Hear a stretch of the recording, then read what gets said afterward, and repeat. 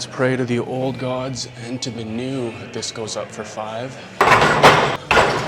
That was my soul exiting my body. Should we call this the first working set?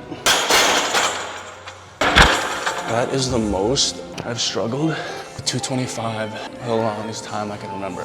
Felt good though to get it up. What are we putting on for our inaugural deadlift? All right, guys, welcome to week 10. This was a very, very important week in the rehab process. I feel that jumping back into the exercise that caused the injury is a very big milestone in terms of overcoming a mental hurdle.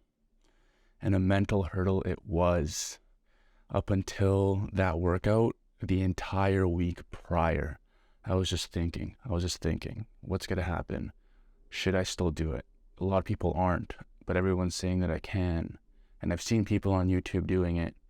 And we can get into that a little bit more as to what people on YouTube are doing in this time frame, weeks 10 to 11. It is nuts out there. And I thought I was on a speedy, expedited recovery process, but there's some people out there. We'll talk about that when we get there. But anyway, this week I did 2 leg workouts. I ended up getting sick initially at the start of the week, and so I can upload that. You guys can see it's my normal leg workout that I've been doing since the beginning. So legs isn't something that I stopped working out, as you guys know, from the day of injury. And so I didn't see a big loss of power or conditioning when it came to barbell squatting again. But the initial workout I'll upload here. You guys can see it, just the motions and the reps and the ranges and whatnot while I go through that, while I talk about my weekly updates. And then towards the end, I will upload the workout that I just recently did, which was a 5x style workout. It consisted of 3 compound exercises, trying to test my limits there with respect to weight and conditioning. And the only reason I did that was because the last 4 days, I want to say, I hadn't gone in the gym. I've been busy with clinical mock exams, and so I just wanted to make up for lost time. And so I went back to an old 5x5 style of working out, and you guys will see that later. All right, but first things first, some updates. So this is the aesthetic check there. Take a look. It's getting better as far as aesthetics goes.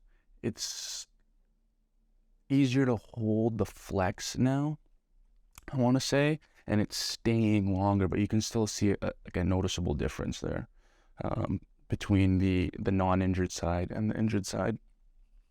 The tie-in is definitely more noticeable now, so when it goes into the crook of your elbow, I notice on this side, you guys can't really see that, but it doesn't drop down as much. And I mentioned in my last video, that's just because they're stretching the muscle in now, so there's less of that actual tendon that is responsible for that dip, aside from the belly of the muscle. But the overbelly of the muscle is starting to get more volume now.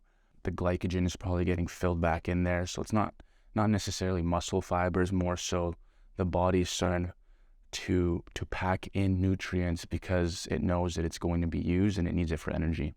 The scar is still looking like the scar. I want to zoom in there.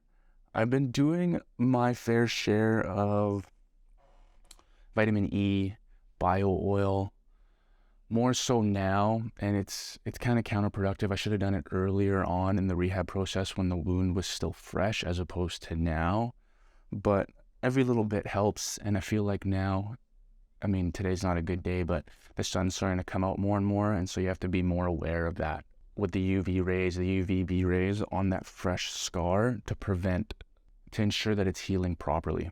I'm starting to notice that when I wake up in the mornings, I don't have that stiff feeling that I normally got. I notice more in the mornings that I'm not waking up with it being as stiff, with this being as stiff as it once was before. So the mornings before I would wake up and there'd be a noticeable difference when I would extend my arms, flex my elbows and whatnot. This would kind of feel, I think it's like, the way to describe it would be like tighter, not necessarily it be limited, but to extend fully, it was just a little bit more, like this was more fluid. This, like you wouldn't even notice extending fully. This one you would kind of be like, okay, that end range of motion, let me pump back and let me do it again. And then you would get it kind of after a couple reps. That's slowly starting to go away. And I think that's awesome. I think that just shows us that the progression for the mobility is coming back more and more every day. In this area, so the inside of your elbow, or where your medial epicondyle is, basically where all of your flexors of the forearm originate. This area here for me is starting to get tight again. And I'm not sure I mentioned it in one of my previous videos, but when I got out of my plaster cast, I was surprised to see that this was like a lacrosse ball, just so tight. And there was like a ball of scar tissue. My orthopedic told me after, when I asked him about it, he was like, it's a hematoma. So when they do the surgery, they cut you open here and they push everything to either side in order to get to the radial tuberosity and drill in. And he's saying that when you push everything to the side, there could have been a hematoma that formed in this area. And so it's perfectly normal. But my RMT had to work through that for like a good 2-3 weeks. And eventually it broke down and it released. But now, starting to use this the way that I am, starting to rehab and load it the way I am, I feel like it's coming back, the stiffness here. That just makes sense because the flexors of the forearm, they're also responsible for flexing the elbow. So if I'm trying to do a bicep curl and I'm taking it somewhat close to failure, the bicep is going to stop and the flexors of the elbow or the forearm are going to take over. And so I'm asking a lot of these muscles right now, which is probably why the stiffness is there. And so that just necessitates more RMT, more attention to that area to help break down the overuse of muscles. And eventually it's going to come to a point where the flexors of the forearms are going to decrease because the load is going to be taken up more and more by the biceps, which is what should be happening. But because of the injury, it is opposite. The flexors of the forearm are taking over a weak muscle. So we're just trying to balance that out and release the tension that is built up through the days of rehab. So YouTube has been immensely helpful with this rehab process. I can't say enough good things about all the people out there who are part of this like distal bicep tendon rehab community. I am where I am today because of what other people have posted and have talked about. If I was just to void myself from all of the anecdotal evidence or from what people have posted and done, and I have just followed a strict orthopedic surgeon physiotherapy rehab process, I don't know where I'd be right now. I'd probably still be doing cable curls and just doing TheraBand exercises, devoid from all physical activity. And so I'm thankful for what I've seen. But I'm also very weary of certain things that I've seen on YouTube. And coming from a person who I think I have expedited my rehab process, that's saying a lot. There are some people out there who during this phase of the rehab process, so like week 10, are doing pull-ups, kettlebell swings.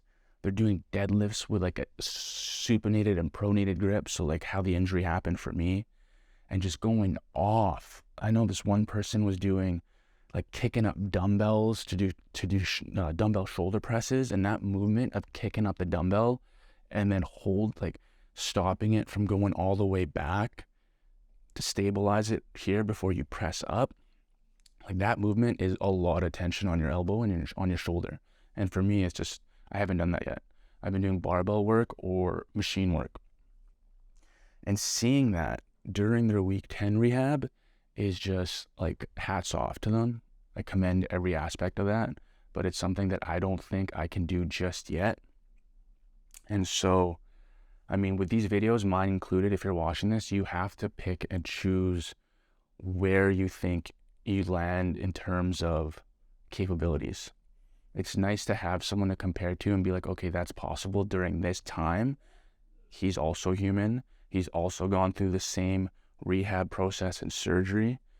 His fitness prior to this was similar to mine. And so it's like, it's nice to have a comparison, but it's also, you also have to be able to use your judgment and see where you are and know your capabilities. Some of the people I've just spoken of are using supplements to help aid the recovery. So things that I mentioned in my first video, peptides, growth hormone, things to help expedite the tendon recovery and growth. So that has maybe something to do with it. And again, when I see this, it's like I was contemplating doing that initially, using peptides at least, BPC 157, which is something that I've still kind of been following along with the research. Here in Canada, it's not illegal to use, but it's only sold for research purposes. I think in the States, you can go into clinics and you can buy all these peptides now that are all the craze. And it's called like the Wolverine stack. Basically, it just helps you recover and rehab from injury that much faster. But there's also a lot of good that comes from these YouTube videos. I mean, you guys commenting and interacting with me, telling me that you're going through very similar things. With this type of injury, you feel isolated from the rest of the world, right? You can't do a lot of things that all these two-handed humans are doing in the first month of life after the surgery. And so hearing you guys and hearing about your recovery process and that you guys are going through similar things, or that your rehab is just as quick, if not quicker than mine, it means the world. And I thank you for the support. And it means a lot to me when you guys are saying you're getting value from these videos. And I appreciate every single one of it. If you guys want to help out, just, you know what to do. Hit that like, subscribe, hit those two buttons. I'm also noticing now, at the end of week 10, that this rehab process is no longer targeting rehabbing the physicality of the bicep. I feel like that's just going through the motions. Everything is pretty easy. Your physical therapist isn't going to give you new exercises. You're not really going to be doing any exercises that are outside of the norm. You're just going through and slowly increasing what you can week after week or day after day. The most amount of my focus right now is going towards rehabbing the mental aspect of this injury. I feel that the trauma from the injury has left me with some sort of lack of confidence in what I can do or what my body is capable of doing. So again, the deadlifts, this whole entire week, I was contemplating whether or not I should do it. When it comes to curling, I don't want to pass a certain point because I'm afraid of re-rupture. But that, I'm 10 weeks in. And as my orthopedic surgeon said when he gave me the green light at my 6-week checkup, I am supraphysiological, meaning my tendon is stronger than the normal person's tendon because of the mechanics of the endo button, because it's actually drilled in through the bone as opposed to someone who didn't have this injury. So technically we are stronger. We are supraphysiological compared to that person who has a normal bicep insertion. But still, the mental aspect of having a re-rupture is lingering in the back of my head, and I can't seem to shake it. And it's something that I'm slowly breaking down day by day in order to, I guess, get back to what I was before. Yeah, but I think a lot of it has left me with a residual mental hurdle about doing certain movements. And it's because I'm afraid of re-rupture. I'm not afraid of the pain. There was no pain for this injury, as I'm sure you guys have come to realize. But the fact that you're basically a pylon for the first month, 2 months after this injury, that's what scares me. Being isolated from the world and being isolated from things you can do. The fact that you're going to have to shower with a garbage bag again. I still have the loofah that I was using when I had this injury. One arm in a garbage bag in a sling, and I was like loofahing my body with the good side, and having to like loofah underneath my arm. Like this armpit was fine, that was easy, but like trying to do it with this arm, like trying to loofah your armpit with the good side, it was just, oh, it was not a good look. You're sitting there like churning butter under your armpit. It was just the worst. And so like I don't want to go through that again. And that's what I think of when I'm pulling the bar off the ground. I'm like, if I get injured again, it's not gonna be painful. I'm gonna be on the sidelines. Sure, I'm still a student, so I'm not working yet, which is fine when it comes to like finances, but I don't want to be in the shower loofahing my armpit with a garbage bag on my other arm for another month or whatever it was, 2 weeks post-surgery. Because after the 2 weeks, they put you in that rationing cast. And I still remember that day I came home and took my first actual shower. Oh, the simple things, guys. The simple things in life that we neglect when we have it all. My workouts are still pretty constant. Not really doing anything new up until what you see at the end here. I'll show you what I'm doing new, but everything else has been constant with what I've been uploading or what I've been showing you guys in the past. So bench press still there, all the push movements, shoulder press, the pulls still there with all the machines. I still am not locking out my elbows when I'm going to do a certain pull. So like when I'm doing rows, I'm kind of keeping that range of motion in between the fully extended. I'm fully contracting, but I'm not fully extending. So I'm leaving about like 10% end range of motion on the table. And that again is to do with the mental. I don't want to put undue stress or tension on the tendon. And the way I justify it is the meat and potatoes of that movement is within that like 90-95% range of motion anyway. So before every workout, I'll start out with either an assault bike. So it's like the one where it's kind of like an elliptical / bike. And I find that really, really gets my arms, my upper body warmed up. But not all gyms have it. So when I'm at a gym that doesn't have it, I'm on a stationary bike, just pedaling away. And I'm sitting there kind of taking my elbow, taking my arms through certain range of motion. So I'm like basically pretending to do a curl with my arms supinated, and then at the top of the motion I will pronate, and then I will extend my arms to full extension, kind of like flexing my triceps, and just do that over and over again, and rotating my wrist and my elbow at certain different parts of the elbow extension and flexion. And usually warm up for like 10-15 minutes. The whole time I'm either doing this or I'm on the assault bike. When I'm on the stationary bike and I'm doing these up and down motions, and I come into the gym first thing in the morning, I like to work out fasted before my day starts. Just found it works better for me for scheduling and get into school after. I'm not tired after the clinic, and I can go in caffeinated. I can't work out caffeinated at night, which is a huge selling point to morning workouts. But that being said, when I get into the gym and I'm warming up, I'm still a little sleepy. And so when I'm on the stationary bike doing this movement and I'm all grogged out, it almost looks like I'm like channeling spirits on the bike. And I'm sure if someone looks at me on another cardio machine and I'm sitting there just zoned out, just channeling, summoning spirits with my arms, it's not a good look. But it is what it is when you got to warm up. To prevent injury, guys, that's the one thing that I've learned. Not to say that I wasn't warming up before, but I wasn't warming up enough. And so we will continue to summon spirits prior to every workout now, just to prevent any injury down the road. But anyway, so this is the workout. Started out with some squats. First time I was wearing my Olympic lifting shoes in 10 weeks, 12 weeks.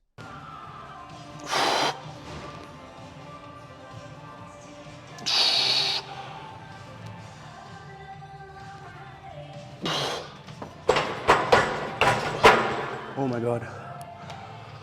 Almost died there at the re-rack. Felt good.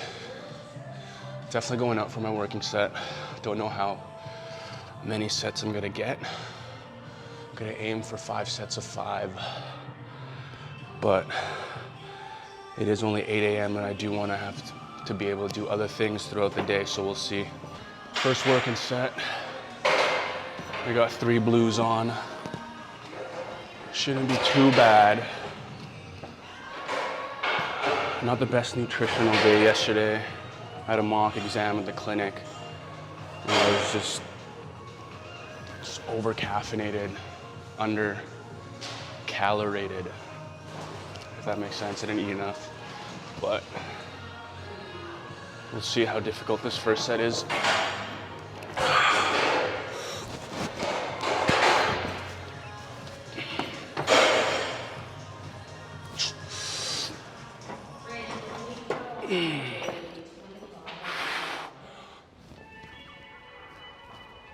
Okay, not bad. The pause at the bottom hurts a little. Oh, was that 4? Was that 3? Fuck, 2 more. Oh, 1 more.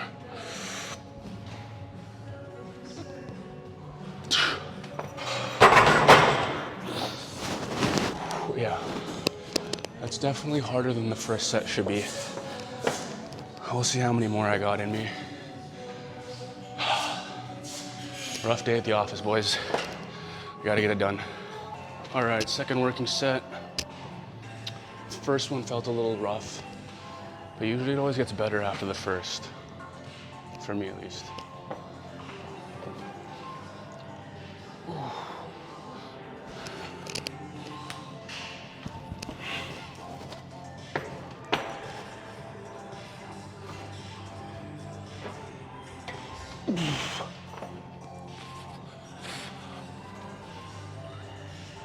Oh yeah, definitely better.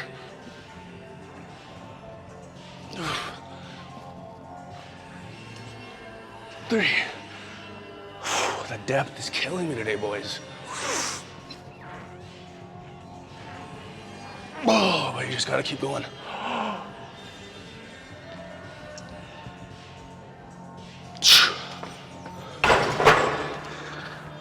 Oh, yeah. I think we're gonna call it at 3 sets. That last one almost didn't go up.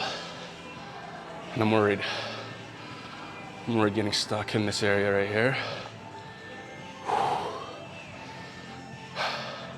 Let's play it safe. We still got some bench and some deads. Deads. First day back to deads. All right, last set. Let's pray to the old gods and to the new that this goes up for 5. Let's go.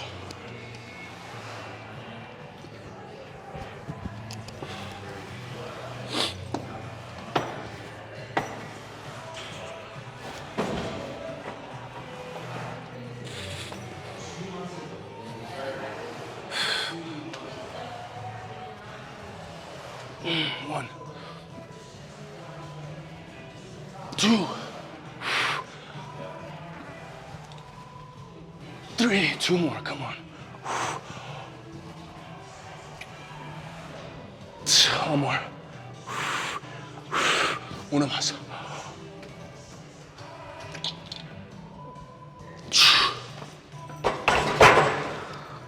Oh.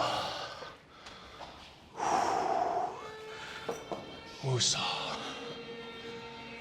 All right, so I apologize for the sound effects that this Bluetooth mic most probably picked up, especially during the last 2 reps there.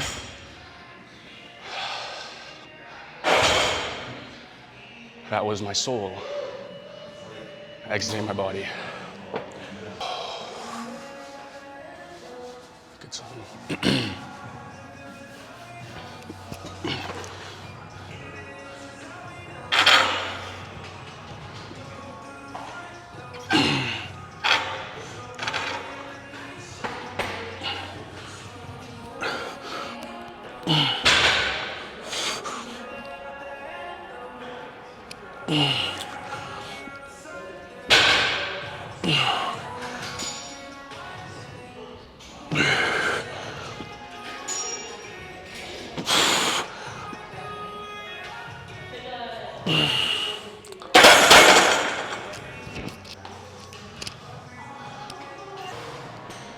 Should we call this the first working set?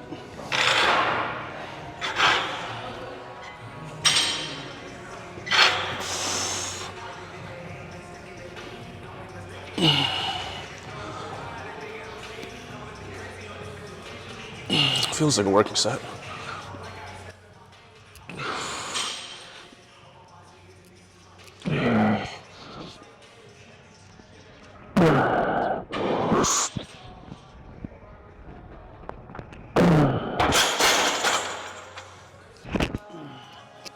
First time doing 2 plates since Judgment Day, about 10 weeks ago.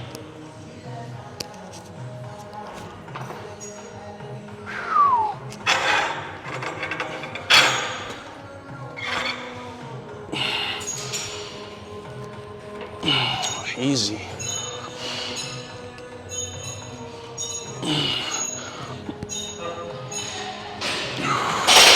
Little shifty on the left. That's normal. Ooh, that last one was a little stiff. Last one.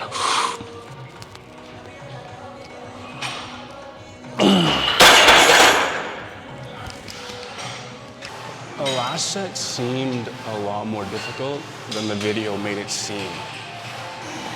Like I watched it and the bar went up pretty quick. And so I think I'm gonna do it again.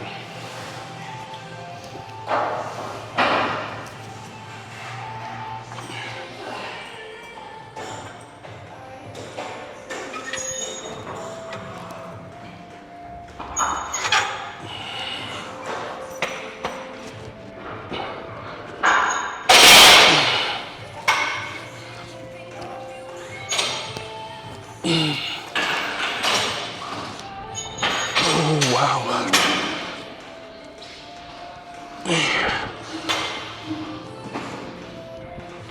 Last one.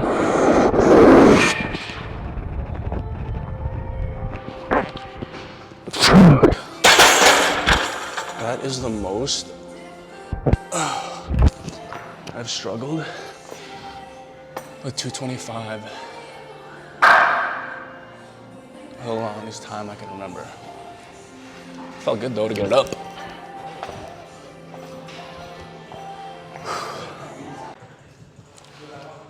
So, 10 weeks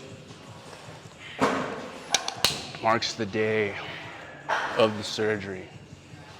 12 weeks from the injury, and I haven't deadlifted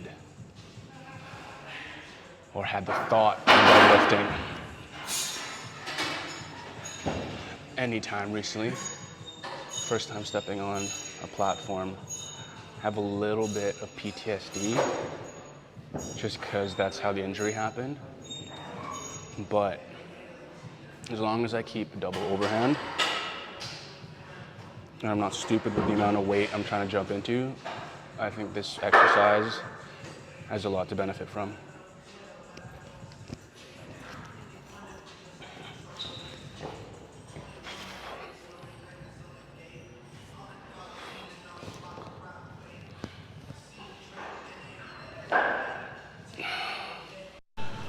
All right, what are we putting on, guys? What are we putting on for our inaugural deadlift? Whoa. Got a guy next to me. 1, 2, 3, 4. 4.5 plates. Just pulling it for days. Like it ain't no thing. Here I am on the platform with 15 pounds aside with weightlifting shoes on. Who is this guy? So I'm making sure that there's no slack in the arms. Not that there ever is when I deadlift, but more so today, because that's where the risk of injury is.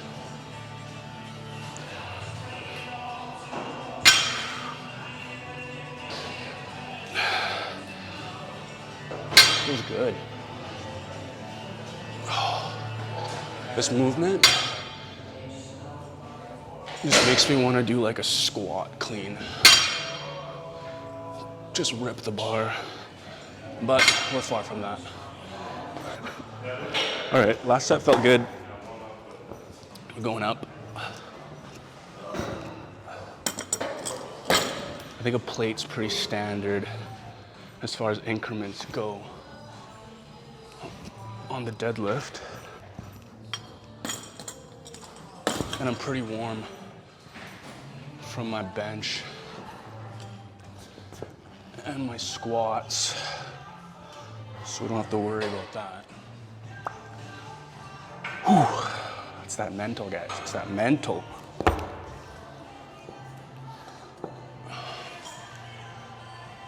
It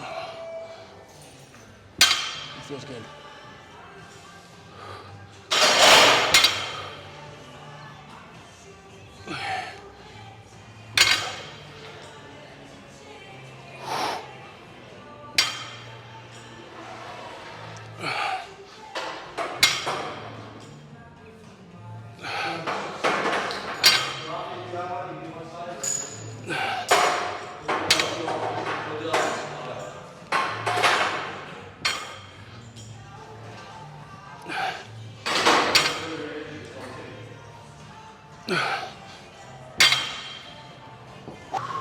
So arms locked, straight, no slack in the bod. And just push the ground through your legs. You should be A-okay.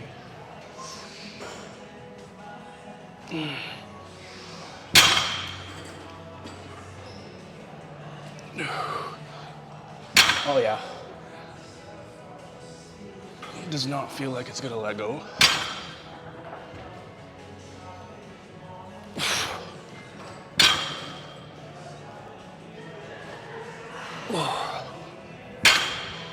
We got more. All right, third set. Moving on up.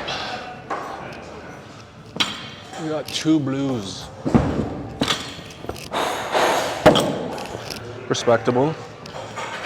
Respectable. I think maybe 1 or 2 more sets after this. And we'll call it a day.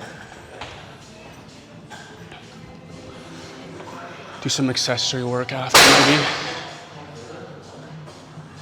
Bicep curls. Maybe some lateral raises. Okay.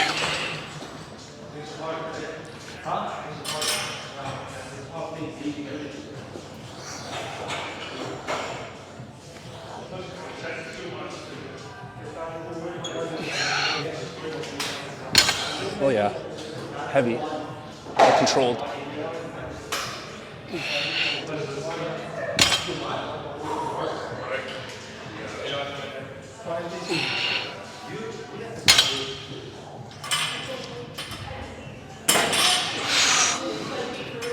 Last one.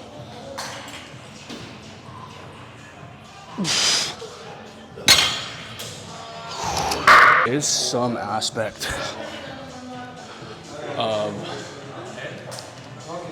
the injury every time I hit the top of the rep. I'm always worried that something's gonna happen because that's where the injury happened. It happened during the lockout. And so the weight seems fine. I mean, I'm out of breath, but that's par for the course when it comes to deadlifts. And if it's not, then we need to add more weight. But yeah, it's the mental struggle. I don't know if I want to add any more. I think 2 plates is good enough for the first day back. We'll bang out another set, and then we'll hit some accessories and go home and eat. Fasted workouts always have me ravenous after. All right, keeping the weight the same. Don't want to jump back into deadlifts too quick. Although I feel the power is still there, we gotta flex that mind a little bit more. All right, guys, last set.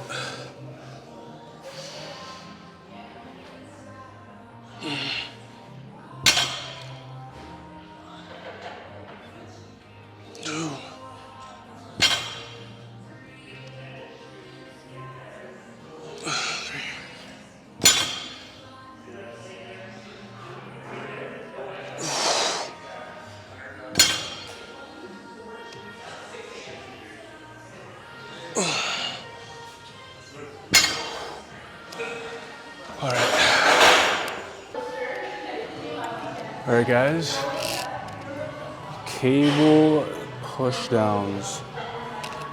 And this machine here, it does not represent the weight that you pin. This is 120.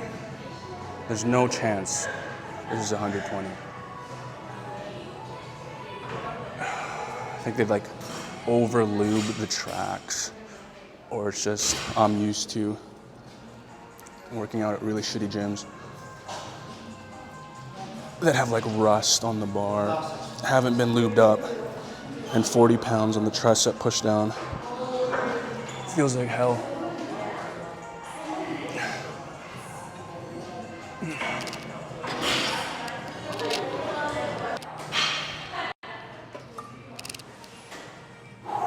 All right, guys, last set. So I know I'm holding on with my right hand, but I'm not really putting any tension on it, so I'm not leaning away as much as I normally would. And you'll see on my next set what I normally do for this exercise. What was that, like 8, 9, 10.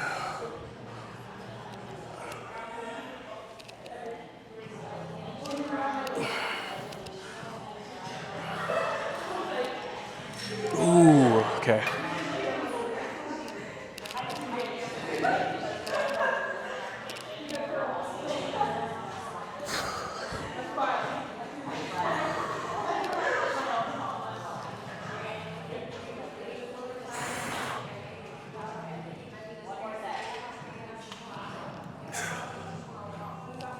So check out how much more angulated my body is away from the machine. It just helps isolate the delts more, takes the traps out of the equation.